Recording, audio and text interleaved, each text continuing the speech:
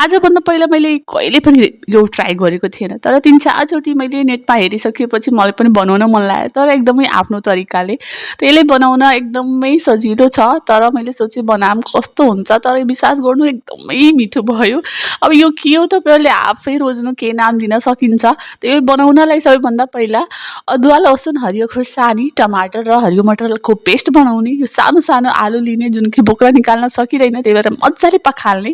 अनि तोरीको तेलमा खडा गरम मसाला पड्काइदिने, पड्किसकेपछि थोरै प्याज भुट्ने, आलु एकछिन भुट्ने, त्यसपछि यसमा पेस्ट हालिदिने, पेस्ट पनि भुट्ने, स्वादअनुसार नुन, बेसिक मसाला, धनियाँ जिरा पाउडर, रातो धुलो खुर्सानी, बेसार अनि गरम मसाला सबै हाल्ने, सँगै सबै भेजिटेबल मसाला सबै भुट्ने अनि यसमा चामल हालिदिने। चामल हालिसकेपछि थोरै पुलाउ जस्तै पानीमा हालिन्छ त्यस्तै पानी हाल्ने अनि 7-8 मिनट एकदम लो फ्लेममा पकाउने, धनियाँको पात छरेर खाने, त हाम्रो बिरयानी आलु रेडी हुन्छ।